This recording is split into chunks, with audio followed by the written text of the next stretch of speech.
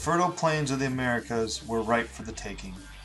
Paleo Indians would ultimately decorate all over the Americas, mainly based on the Great Plains of the United States and Canada, with branches as far east as interior Nova Scotia and the Atlantic coast. These people would spread over an extensive geographic expanse, and consequently there was local differences in their existences. Nonetheless, all the Pacific groups shared a mutual style of stone tool construction.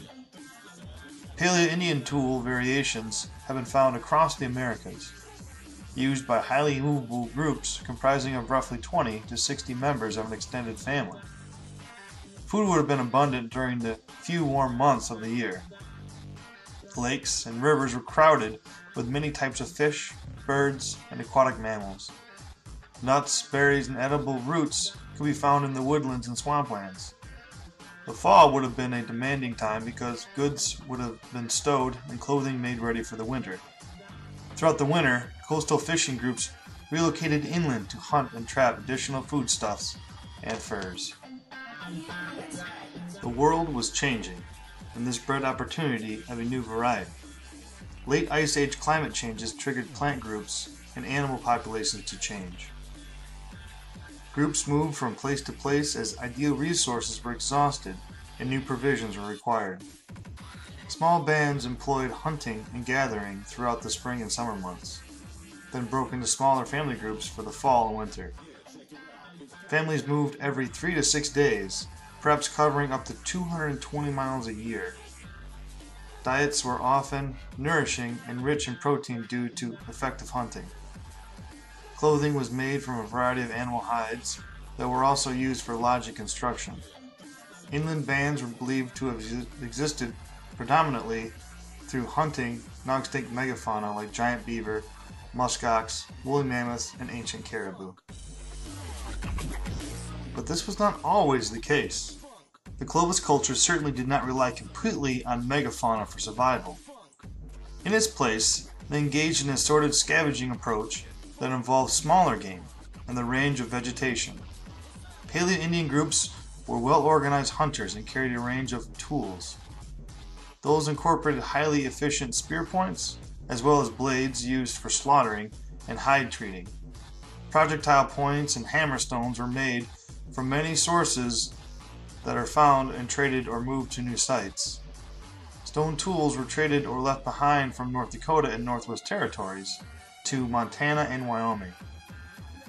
Trade routes also have been established from British Columbia to the coastline of California.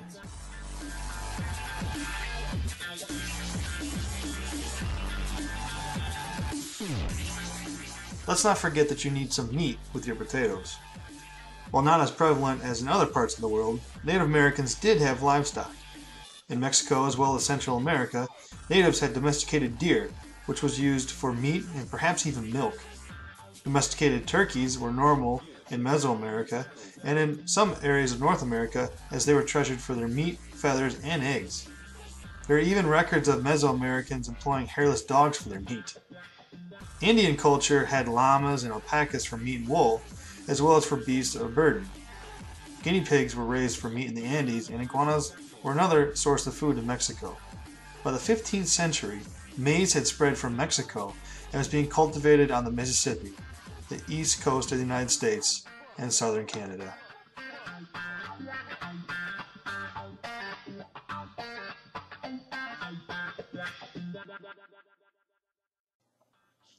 One of the greatest contributions from the Pre-Columbian era was the advent of agriculture, and its effects are clearly still being felt today. Early dwellers of the Americas developed agriculture, progressing and breeding maize, or corn, from ears 2 to 5 centimeters in length to the present size today. Potatoes, tomatoes, pumpkins, chili peppers, squash, beans, vanilla, onion, peanuts, strawberries, raspberries, blueberries, blackberries, and avocados were among other plants developed by natives.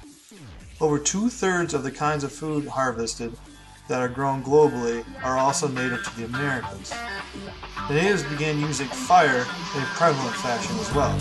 Deliberate burning of vegetation was taken up to stimulate the effects of natural fires that to clear forest undergrowth, thus making travel easier and expediting the growth of herbs and berry-producing vegetation that were significant for both nutrition and remedies.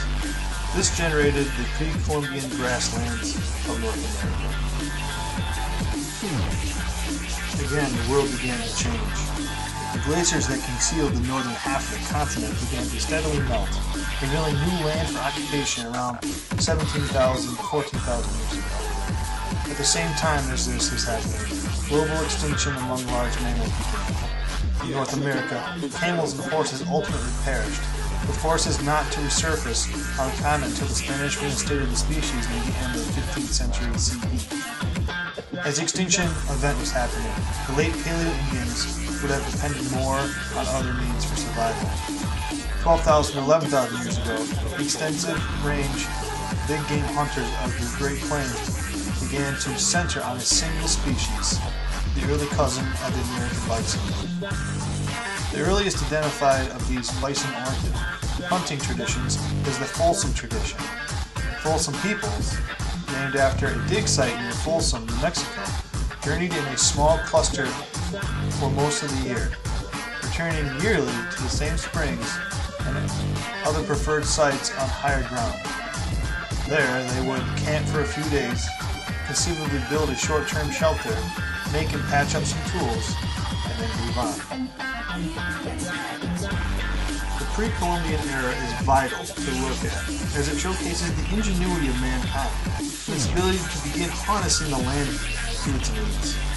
With the advent of smaller domesticated game and agriculture, tribes no longer needed to roam as nomads, but remained in the one spot, albeit a regional one. Less travel made it safer to gather food. More food led to a population growth. This would be the start of towns and cities that were similar to those of the eventual European settlers who would have their way across the sea in the age of exploration.